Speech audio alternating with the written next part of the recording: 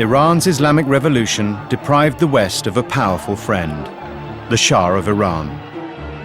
Soon, it threatened to destabilize more of the West's oil-rich allies. So when Saddam Hussein launched a war on Iran, the West supplied him with intelligence and arms.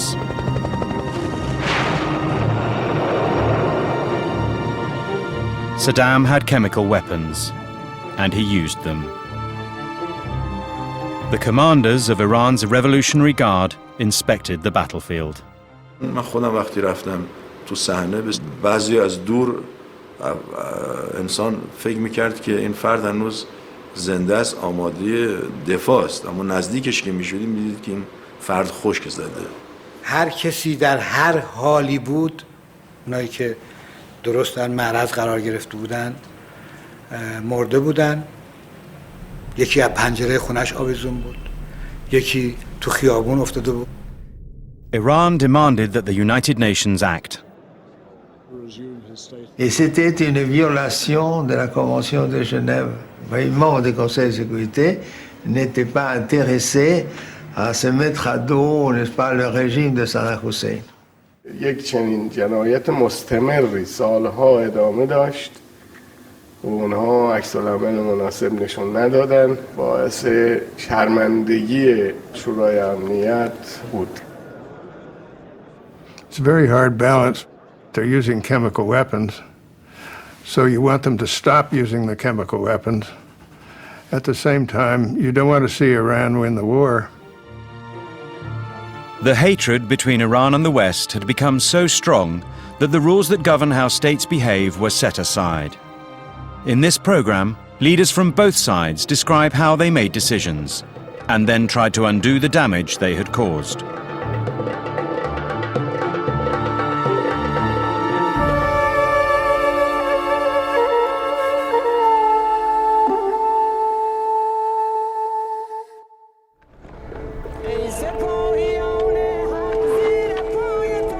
In 1982, Iran's Revolutionary Guard created what would prove to be the most effective instrument to spread the Islamic Revolution. The story began when Israel invaded Lebanon. مأمور اجرا بودیم دیگه. من از جبهه اومدم تهران، فرماندهی جبهه من گفت که برو لبنان و اونجا برای ورود نیروها آماده کن. But first, the generals had to put their plan to the supreme leader, the Imam, Ayatollah Khomeini. سپاه پیشنهاد داد که ما برای دفاع از سرزمین لبنان یکی از یگانهامون رو اونجا بفرستیم که از ورود ارتش اسرائیل به بیروت جلوگیری کنه. من گفتن نخیر، فعلا شما این کار نکنید. شاید مثلا میخوان مسیر رو منحرف کنن، شاید جبهه لبنان رو باز کردن که توی این جنگ ما شکست بخوریم. لذا گفتن اول کار اینجا تمام بکنید و بعد برید اونجا. The generals had to persuade the Imam that helping their fellow Shia Muslims defeat Israel would spread the Islamic Revolution. They enlisted the help of a Grand Ayatollah. من بهشون گفتم آقا الان انتظار دارن که شما نسبت به لبنان نماینده‌ای بفرستید و شما به عنوان جهان تشیع، جهان اسلام ازتون انتظار هست. امام موافقت کردن، فرمودن که ما که نمیتونیم همیشه نیرو از ایران اونجا اعزام کنیم، بیایم آموزش ها و تجارب خودمون رو منتقل کنیم و نیروهامون رو برگردانیم.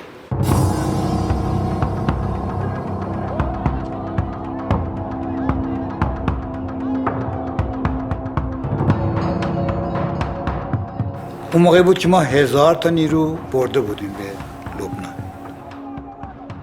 که در یه منطقه نزدیک مرز لبنان و سوریه خواهش کردیم، یه پادگان خالی کردن به ما دادن، نیروها رو بردیم اونجا که جوانای لبنان رو آموزش بدیم. حتی بعدن خودشون هم به اصطلاح مدرب یا آموزش دهنده تربیت کردیم و دیگه خودشون این کارو کردن. This new group would call itself the Party of God, Hezbollah. قرروا أن يفيدونا في إنشاء المقاومة. يعني التدريبات أو الخبرة أو الخبراء العسكريين اللي كانوا يعني يستفيد منهم شبابنا. كان نفس حضور الإيرانيين معنويا كان مهم جدا لشبابنا والناس اللي خدمنا في مواجهة العدو الإسرائيلي.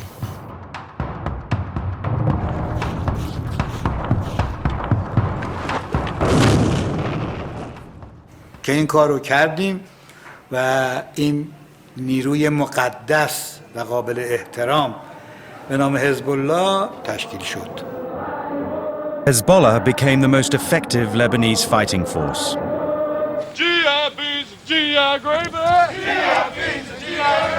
America had sent the Marines to Lebanon as part of a multinational force to try to restore order.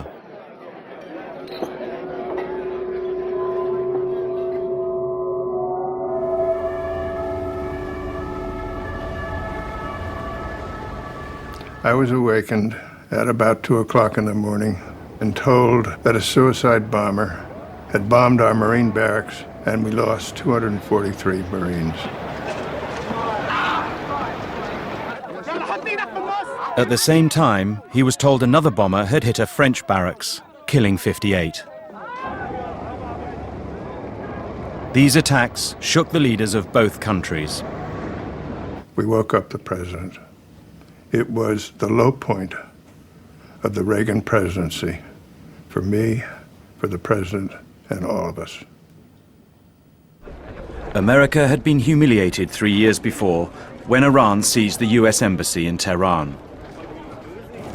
America saw this bombing as a terrorist attack, the largest in its history, and at the hand of Iran. The vice president was dispatched to Lebanon. We're not going to let a bunch of insidious terrorists, cowards, shape the foreign policy of the United States. For 4 months, Washington stood firm. But faced with more threats, the US moved its forces out of Lebanon to ships in the Mediterranean.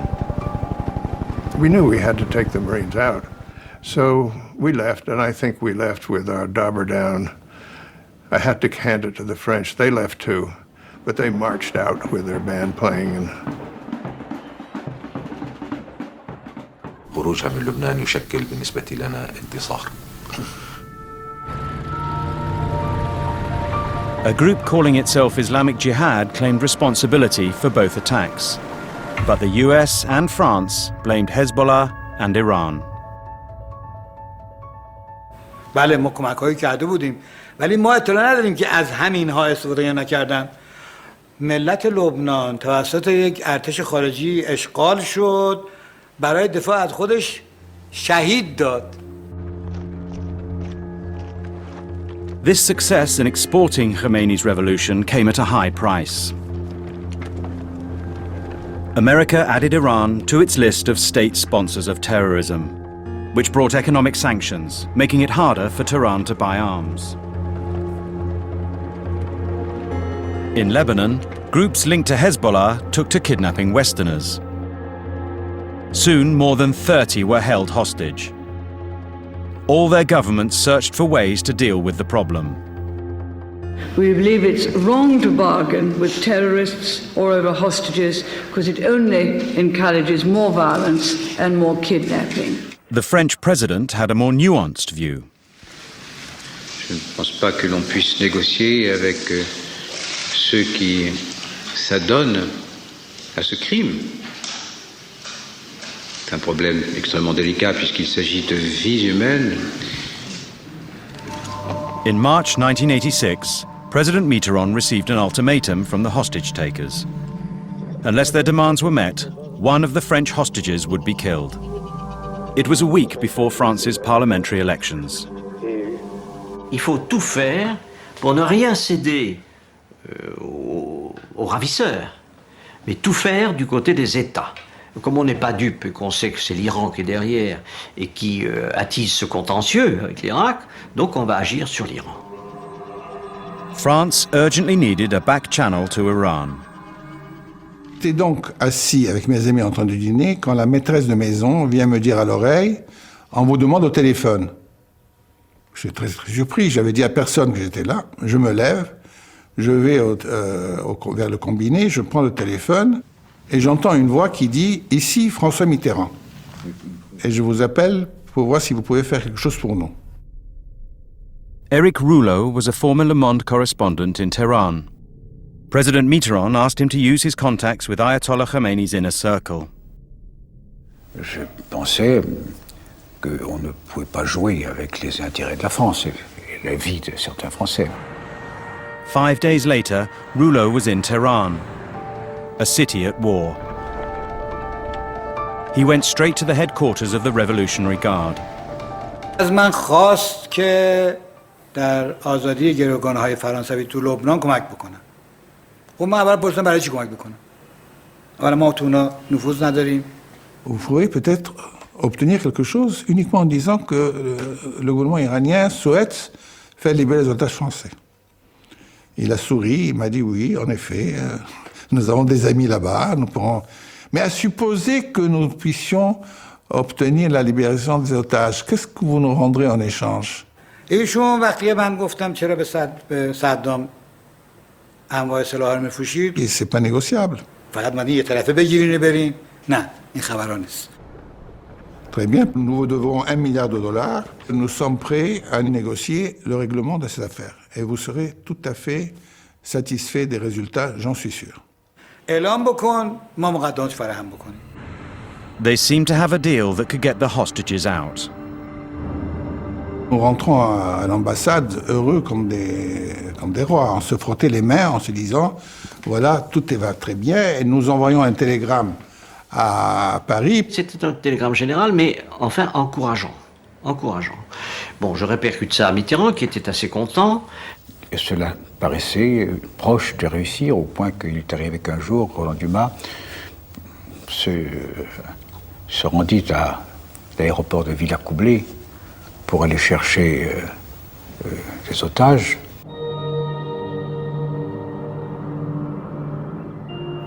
Et vers 3 heures du matin, un coup de fil. On vient me réveiller, on me donne le combiné, et j'ai une voix très sèche au bout du fil. Ici, Rafik Doust. Monsieur Rouleau, c'est terminé. Notre accord tombe à l'eau. Il n'y aura pas d'échange. The explanation lay in Lebanon. فترة انتخابات فرنسية جاءنا من يبلغنا أن المعارضة في فرنسا ترغب أن لا يصار إلى إطلاق رهائن فرنسيين قبل الانتخابات الفرنسية. Rouleau résumait la situation de la façon suivante. J'ai revu mes interlocuteurs iraniens qui nous ont dit que ce n'était pas possible, que le marché ne tenait pas. Là où vous nous offrez 10, vos concurrents, c'est-à-dire l'opposition française, nous offrent 100.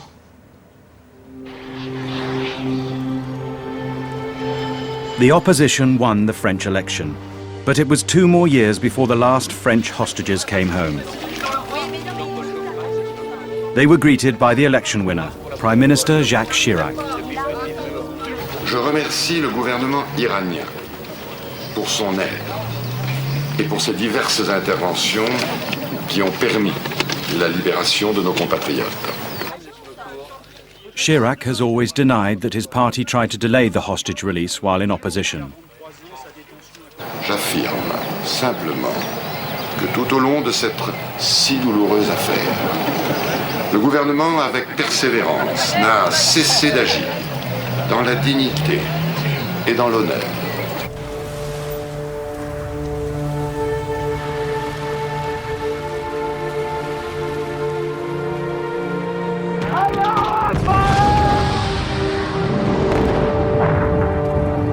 It was 1988. Iran was still mired in the war with Iraq. A year before, the UN Security Council had passed a ceasefire resolution that had been accepted by Saddam Hussein. But Ayatollah Khomeini would have none of it. ما بادی جنگ نبودیم، ما بعد از اینکه به اون حمله کردن دفاع کردیم، حالا هم در حال دفاع هستیم. دفاع معناش این نیست که تا اون گفت که یالا دست بده من با هم صلح بکنیم ما رها کنیم. Hashemi Rafsanjani was Khomeini's most canny political advisor. He had been put in charge of the war effort. بله خب جنگ به جایی رسیده بود که طرف ما چراغ سبز گرفته بود به هر جا و هر نحوی که میخواد برخلاف مقررات بین المللی عمل بکنه. امکانات هم به او میدادن.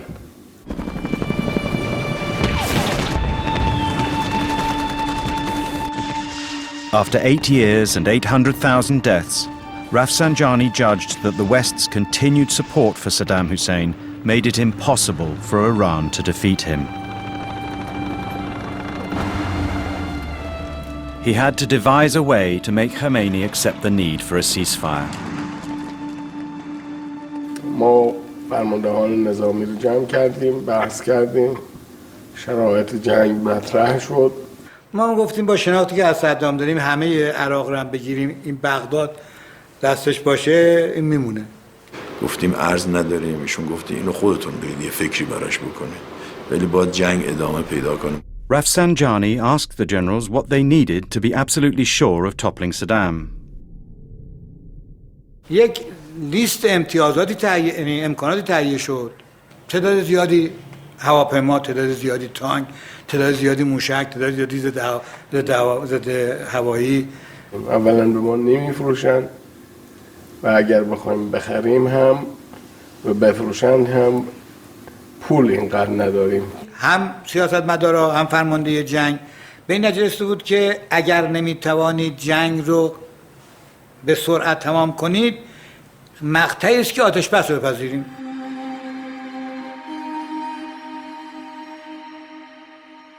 Rafsanjani prepared to put the case to the Imam. He spent nights pacing the battlefield.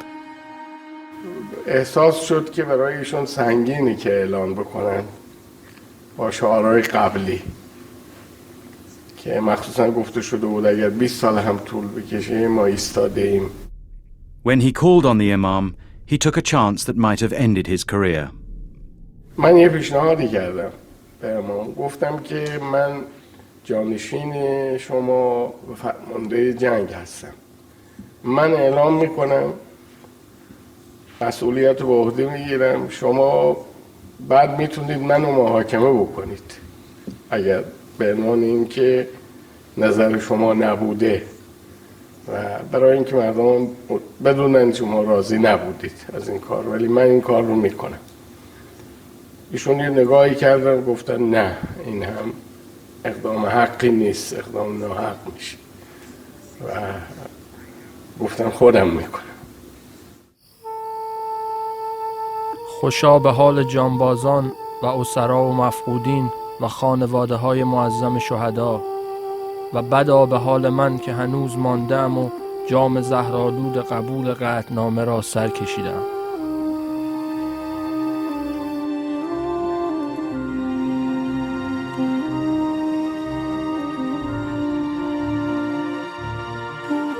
Less than a year later, Khomeini was taken to hospital with stomach cancer.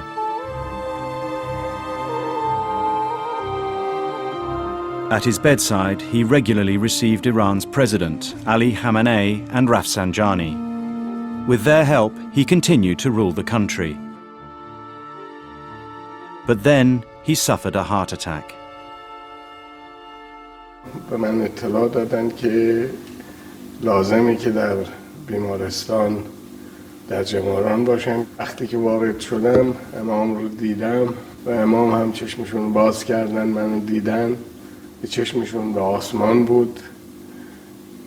باز یه دفعه متوجه شدن که چشمشون بسته شد و همون لحظاتی بود که دیگه ایشون داشتن جان میدادن.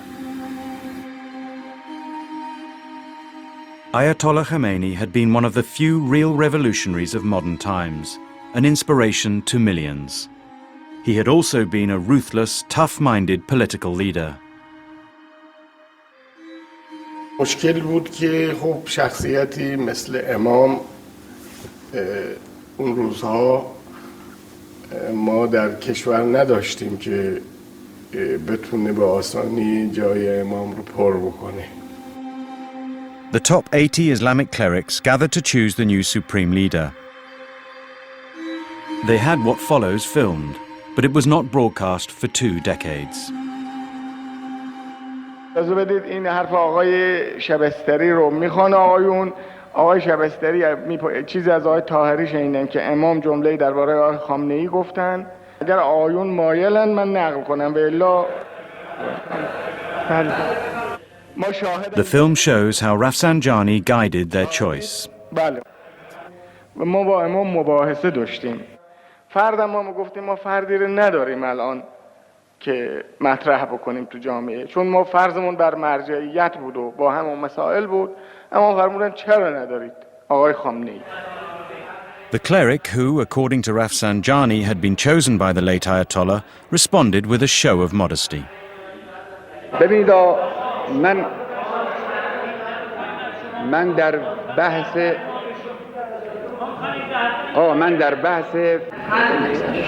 من به هر حال مخالفم. موافق هستن قیام بفرمایید بشمارید.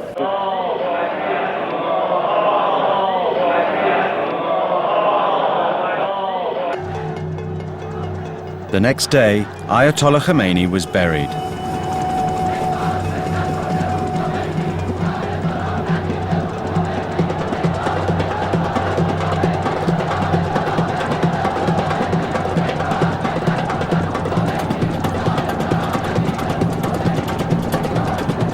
Soon after the funeral, Rafsanjani became president, number 2 in Iran's political hierarchy.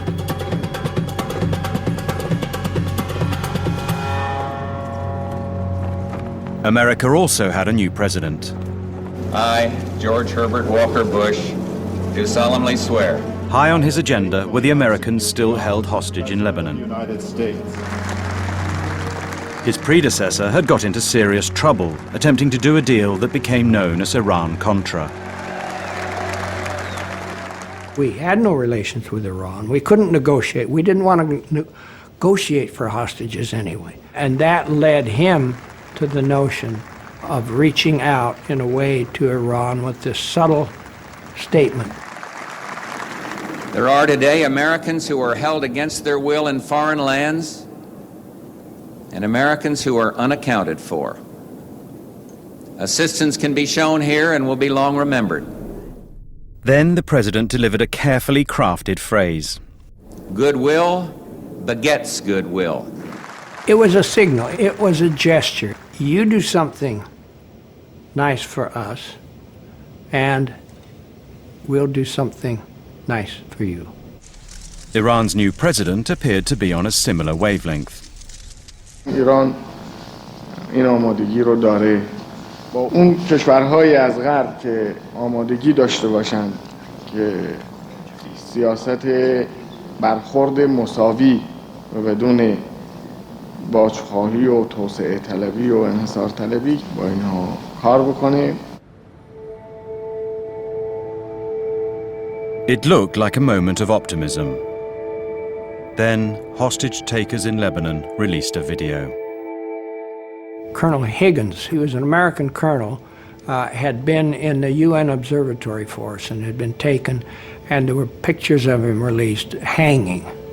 And they were just dreadful pictures. It was a searing experience. The president feared for the lives of the other hostages. I think the world is familiar with our policy, but there will be nothing that will be done ever that will create a new incentive for taking somebody else hostage. But I feel a burden of going to every end possible to try to get the return of these Americans to their loved ones. Un coup de téléphone de monsieur le président des États-Unis, George Bush, père. Et alors il m'a dit sa préoccupation, son angoisse presque de la situation des otages. We explained to him we couldn't pay, we were not prepared to negotiate, but we wanted help to get our hostages back. Le président serait disposé à faire certaines concessions aux Iraniens, mais à condition que ça n'implique pas une négociation ou une intervention directe des États-Unis he said he had somebody that he used with Iran and with Hezbollah, and could do it very quietly and very subtly.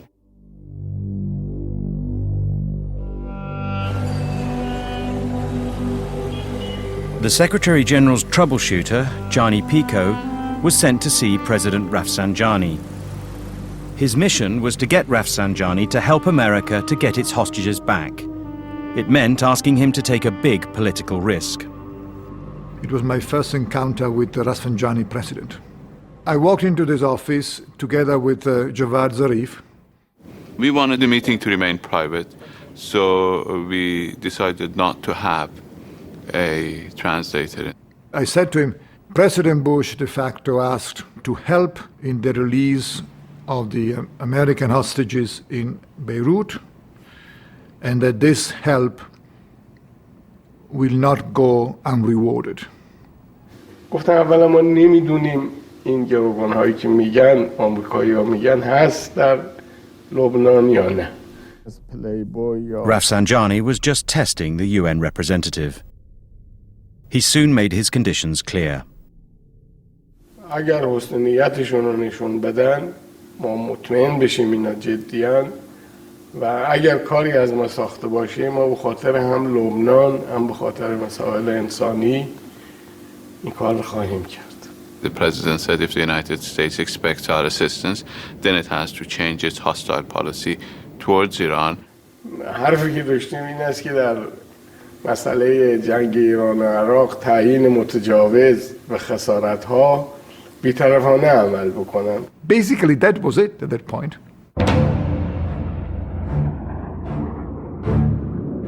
Neither the US nor Iran was yet ready for reconciliation. Then the entire balance of power in the Middle East shifted. Saddam Hussein opened the way. When he seized Kuwait, America mobilized a coalition to throw him out. And after the war, American forces stayed on, for the first time within easy reach of Iran. We believe the presence of foreign forces in the region are inherently destabilizing. Furthermore, we believe that the presence of foreign forces in the region, particularly those of the United States, have objectives which go beyond the liberation of Kuwait, and these are, in reality, sources of grave concern. So helping to get the hostages released now became a priority for Iran.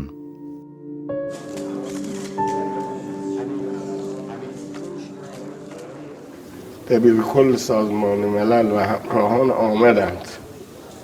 برای اینکه موفق بشیم باید امریکا حسن نیت داشته باشه. وعده های آمریکا که به ما میده حسن نیت آمریکا برای ما ثابت نیست، چون آمریکا در طول این 10 سال خیلی با ما بدرفتاری کرده و خصمانه عمل کرده. Président Rafsanjani m'a rappelé que les États-Unis devaient de l'argent à l'Iran, produit de la vente qu'ils n'ont jamais reçu, des armes pour le gouvernement précédent, le gouvernement du Shah.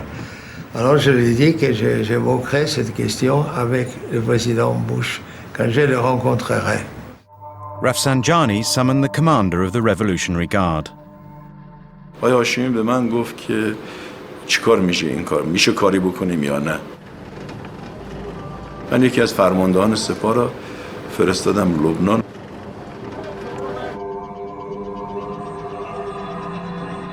رفتن با بچه‌های حزب الله صحبت کردن. اونا به شدت مخالفت کردن. The general decided to show Hezbollah where the power lay. من اصرار کردم که تو تا اینا آزاد نشدن بمون اونجا.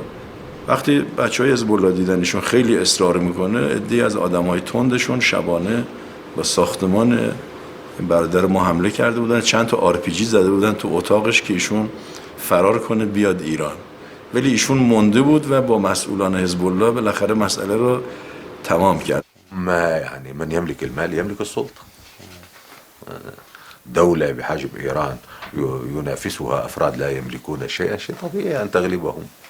And here he is. What a moment. Coming the steps with his father. Over the next 2.5 months, one by one, the hostages were released. The last one out was an American reporter who had been in captivity for 6 years. Mr. Anderson, your freedom is a victory for all. Welcome back. Thank you, sir. I'm very grateful to you. When Terry Anderson was released, the president said, you know, it lifts a huge burden, not only the human part of the hostage, but it overshadowed everything we did on the Middle East. And suddenly that cloud was lifted. We wish you a Merry Christmas. Hostage taking is hell on a human scale. Now Iran waited for America's side of the goodwill deal. The Iranians start calling me and say, well, you know, what's happening? What's happening?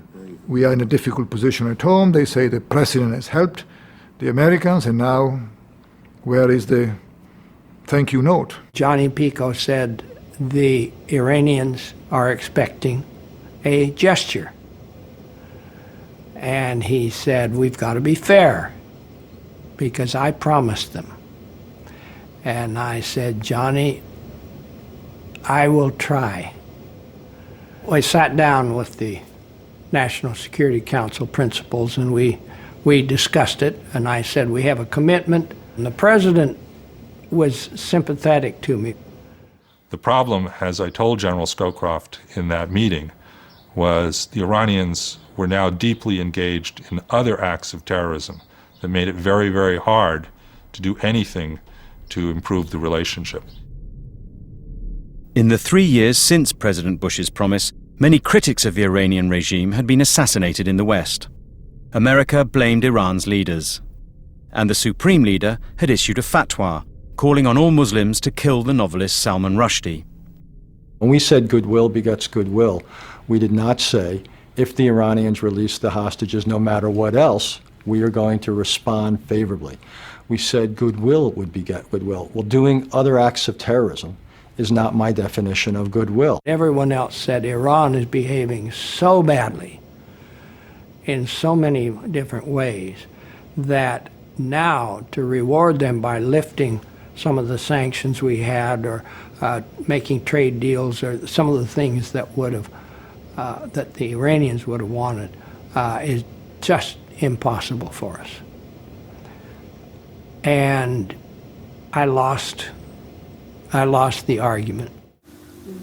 وقتی که آمریکایی‌ها درست عمل نمی‌کردن به وعده‌هاشون کار ناقص می‌موند. Rafsanjani's gamble had not paid off. For his remaining 5 years as president, he made no further attempt at political reconciliation with America.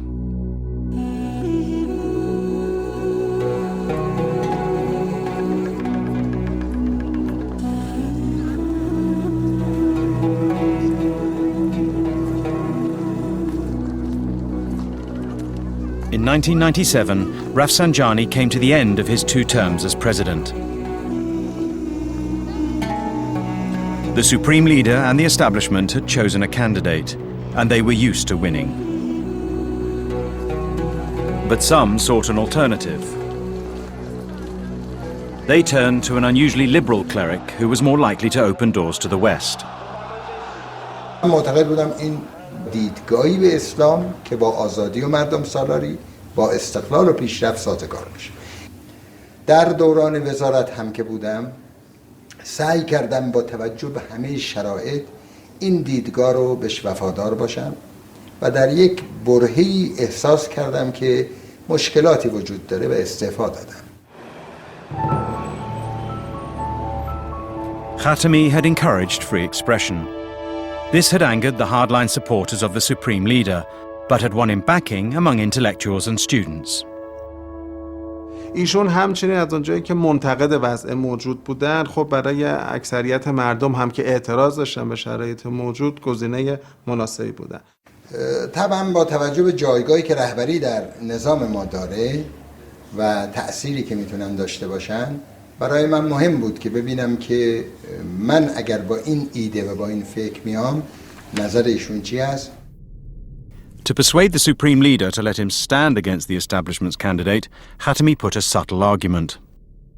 آقای خاتمی بهشون گفتم این ذهنیت وجود داره در جامعه که مثلا از قبل میخوان آقای ناطق نوری رو به هر شرایطی رئیس جمهور بکنن. بهتر هستش که اجازه بده انتخابات آینده رقابتی باشه. آقای خاتمی بهشون گفتم من هم میام و حالا مطمئنم نیستم که رأی بیارم.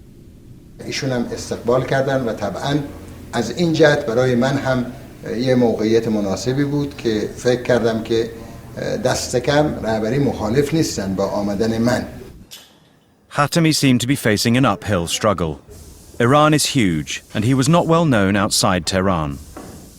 از مسائلی که مشکلات جدی نامزد ریاست جمهوری ما بود که هم ما امکانات نداشتیم، امکانات مالی محدودی داشت و هم رسانه‌ای در اختیار نبود و نگرانی نسبت به این که بشه با مردم ارتباط برقرار کرد نگرانی مهمی بود.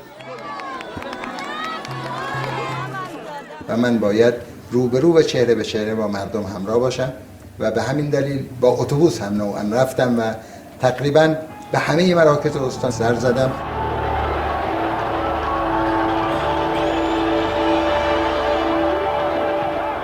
مردم برای اولین بار با کسی که میخواستن بهش رأی بدن ارتباط مستقیم پیدا میکردن.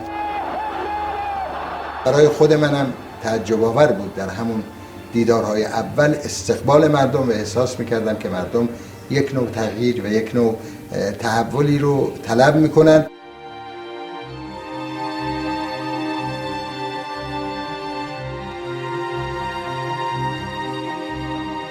خب هر جا می رفتیم این هجوم جمعیت بود به این ستادها، صفهای طولانی، اساسا واقعا غافلگیر کننده بود.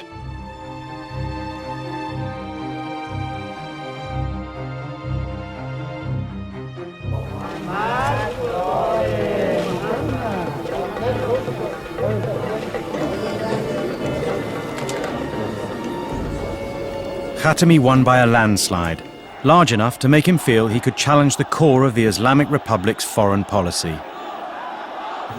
ملت بزرگ و متمدن آمریکای سخن متمدنانه تاریخی دارم و در موقعیت خودش انشاءالله با اونها طرح خواهیم کرد و سخن خواهیم گفت و امیدوارم که هرچه این گفتگوهای متفکرانه بیشتر بشه ما به صلح و آرامش بیشتر نزدیک میشیم.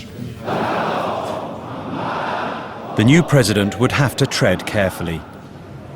The powers now passed on to him could at any time be overruled by the supreme leader. کسانی در ایران بودن که این بدبینی‌هاشون خیلی قوی‌تر بود و به هیچ وجه نمی‌تونن تصور بکنن که یک روز ما میتونیم با آمریکا در عین حفظ منافع ملیمون یک تفاهمی داشته باشیم که من معتقد بودم این نه لازم نیست که الالعبد اینجوری باشه. He launched his new policy towards America by agreeing to an interview with Christiane Amanpour. Not only was she half Iranian, but she worked for the largest global TV news network. We got final word, CNN, that this in fact was going to happen. I was on my first holiday with my very serious boyfriend, who happened to be a State Department official.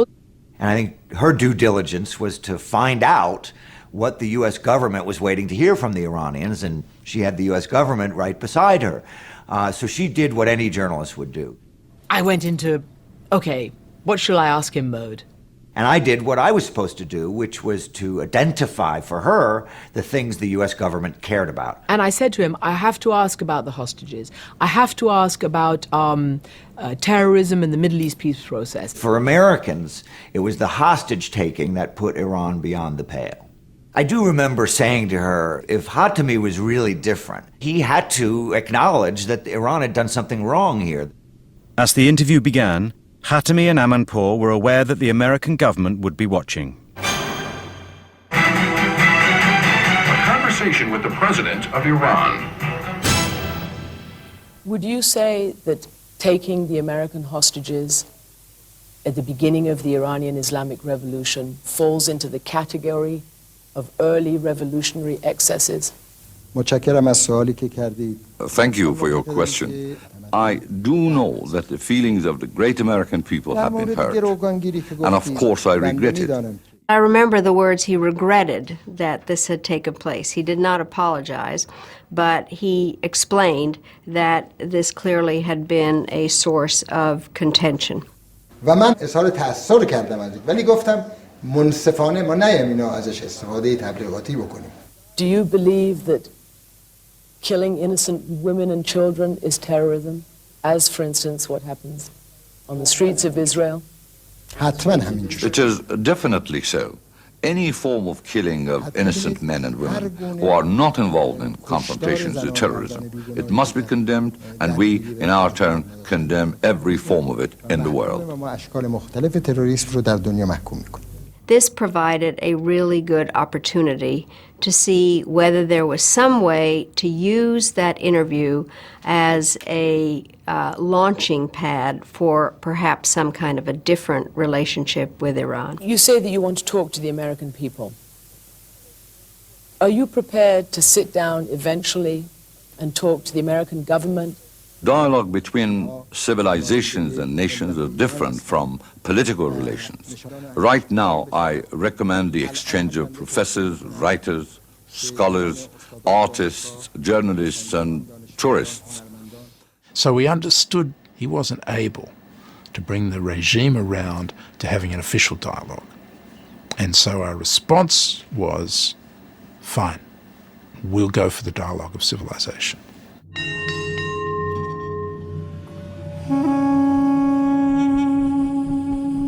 The dialogue of civilization began with wrestling. The US sent a team to compete in the biggest event in Iran's sporting calendar.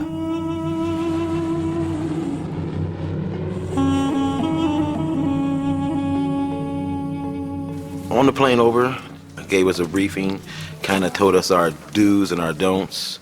You know, we couldn't walk around in shorts with our shirts off. We couldn't shake hands with the women. Just no political stuff. It was the first time any official representatives of the United States had entered Iran in the 17 years since the seizure of the US embassy there. When we landed there late at night, we all looked at each other and gave a big sigh. Well, here we go. How do you feel about coming to Iran, please? I feel excited. What do you think about the Iranian team? They're good. Wasn't what we expected, you know, debt to America, all those things. I walk out in the stadium, kind of look out there, and it's just filled. There was people sitting on the steps. There was no place to sit. این کشتی یک بار روحی خیلی سنگینی رو ایجاد میکرد و در واقع جنگ ایران و امریکا به حساب می اومد.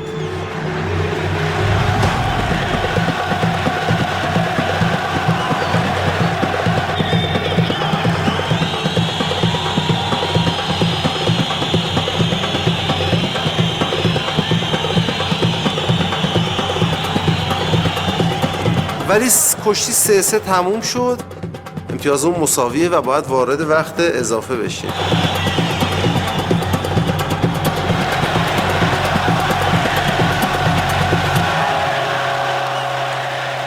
After the match was over with, and he comes over to me, asked me if I would carry this picture out. You know, and of course I look at him and I said, am I going to get in trouble for this?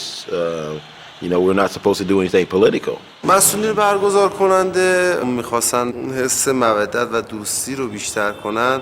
When I looked at it and I saw that it was his religious leader, it was the second one, the one that was in power at that time. And I thought to myself, okay, it's a religious thing. I don't see any problem with it. I got up on the stance and just had it down. گفتم عکس رو بالاتر ببر. ایشون هم به ندای من لبیک و عکس رو بالای سرش برد. به این شکل بود.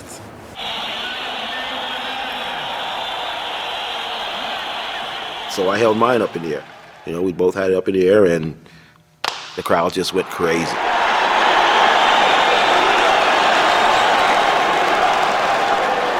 معتقد بودیم که این گام مهمی است. ما فکر میکردیم هرچی ملت با هم نزدیک بشن دولت‌هاشون رو واقع بین تر میکنن و میتونن به سیاست‌های بهتری برسن. The dialogue of civilizations succeeded in getting its message to the top. But before dialogue between the states could begin, another allegation that Iran had sponsored terrorism had to be dealt with.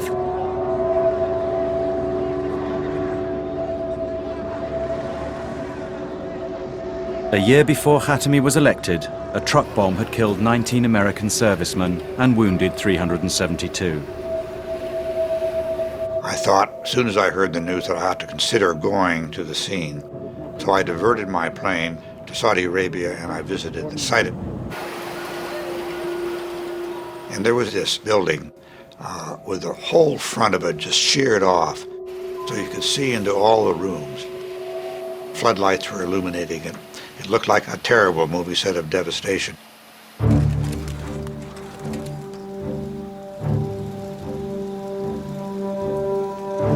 Good morning. Let me be very clear.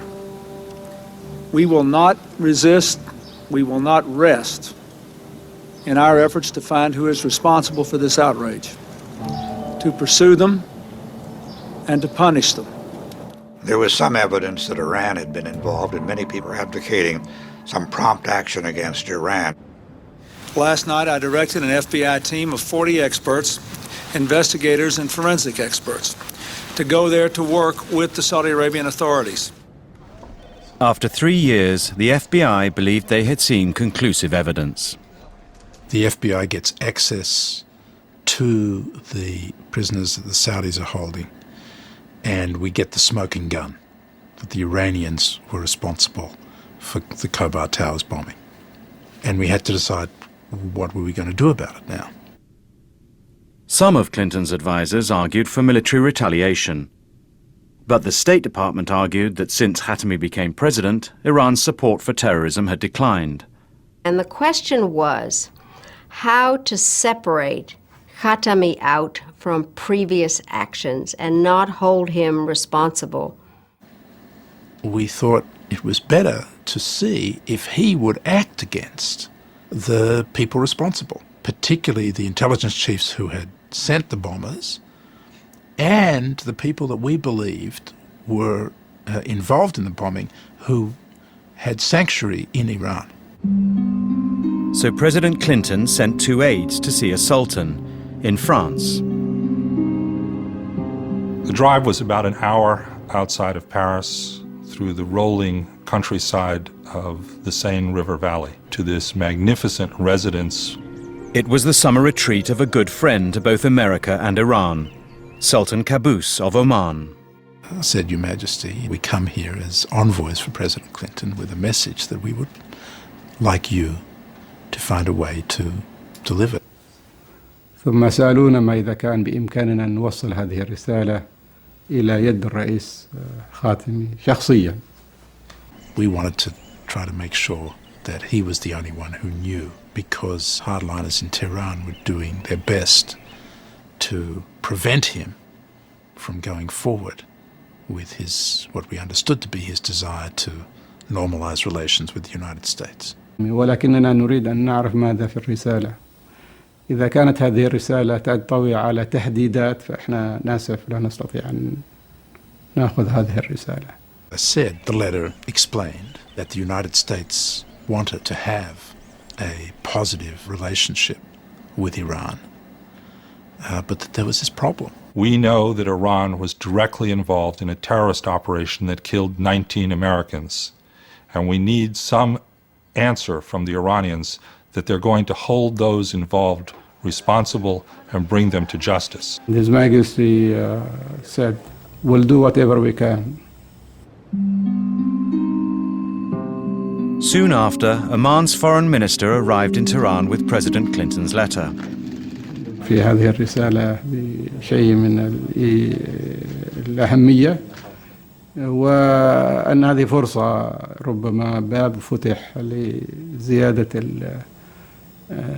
يعني الاتصالات. اما خب این مسئله ویژه‌ای بود که اولا خود رئیس جمهور این پیام را میده. لحن پیام مؤدبانه بود اما میشد ازش استنباط اینو تهدید بکنه آدم.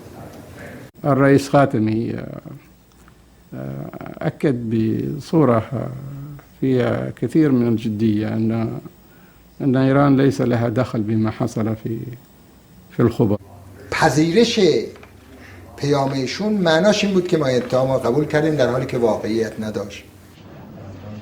Iran maintains Al-Qaeda was responsible for the Khobar bombing.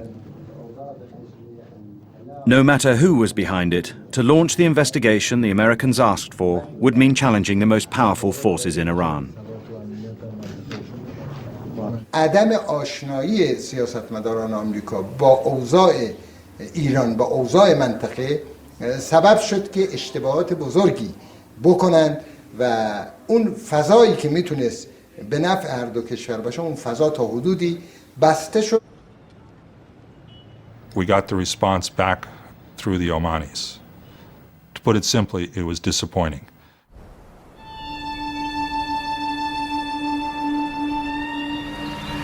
But there was one place where American and Iranian interests coincided: Afghanistan.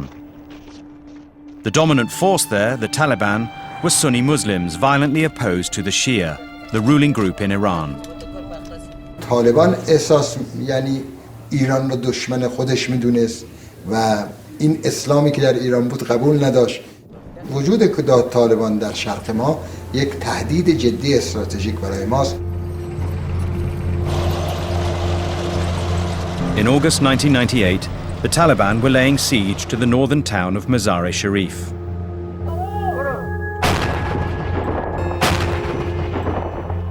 As the Taliban closed in, Iran's consul there made a desperate phone call to Tehran.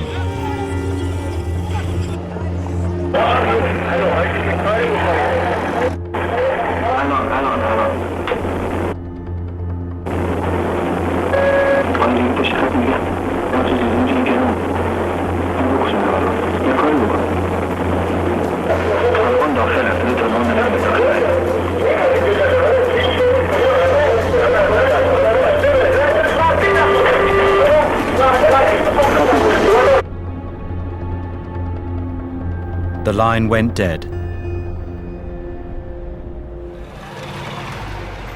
The Taliban killed 9 Iranian diplomats, including the consul.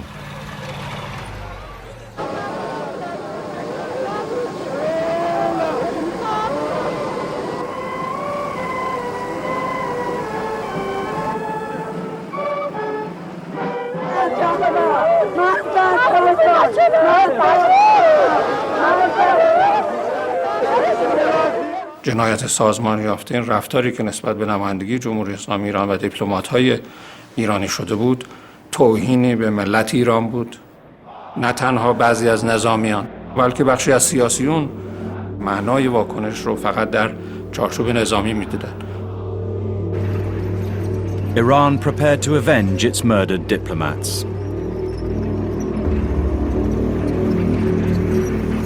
We understand that Iran has deployed significant numbers of troops and equipment on its border with Afghanistan. So clearly this is a matter of serious concern, and it's something we're watching extremely closely.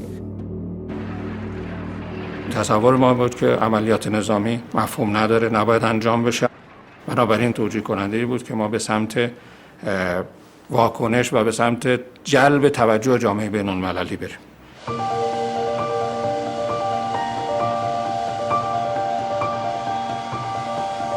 To stop the escalation towards war, President Khatami and his foreign minister went to the UN General Assembly to try to get the international community to intervene. My friend, how are you?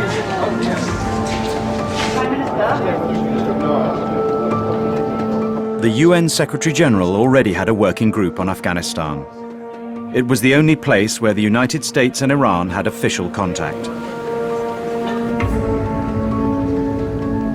Kofi Annan called me up to say that perhaps it was a useful idea during the General Assembly to have this group at ministerial level, which meant that I would be in the same room with the Foreign Minister of Iran. معتقدیم که یک راهکار مناسبی بود برای حل مشکلات. ما را به گام‌های بعدی که حتی به حل مسائل دو جانبه هم برسونه نزدیکتر بکنه. I was very excited about the possibility of having some kind of a breakthrough because this was also the first time anybody at a ministerial level had met with the Iranians. I went to my side of the table and I smiled nicely. Secretary Albright was trying to break the ice. The Iranian foreign minister had been UN ambassador just the way she had been UN ambassador. And in her opening statement, she made a remark to the effect that, isn't it nice that diplomats can go from UN ambassador to foreign minister? No reaction. I thought maybe the translator had not done it right, and so I said it again. She said, some of us have been here and now we're foreign ministers. Now, I knew that he looked different, but people change, you know. I lost weight.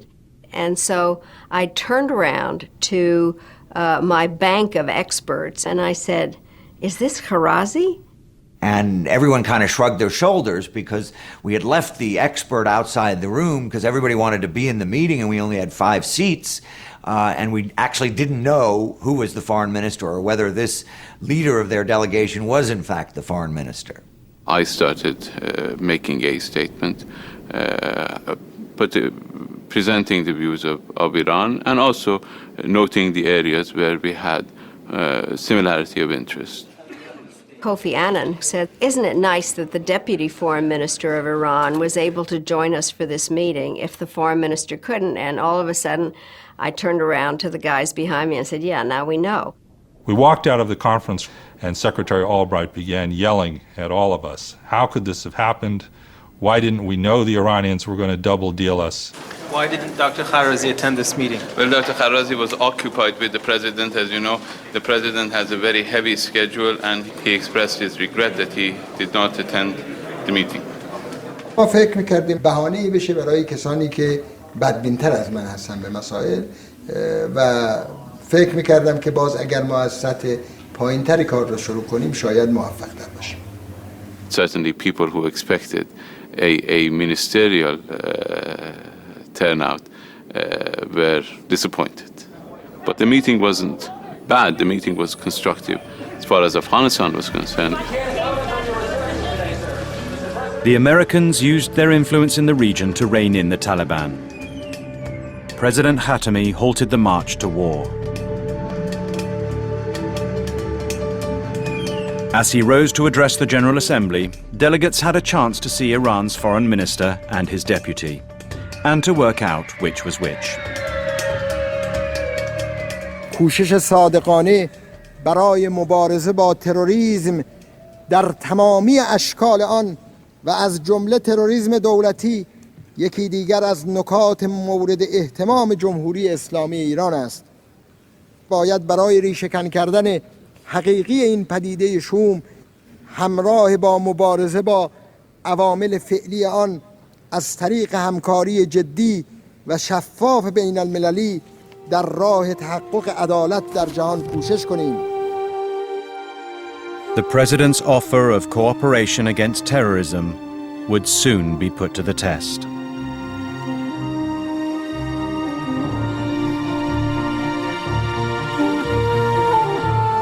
And there's more on Britain's relationship with Iran on BBC4 now.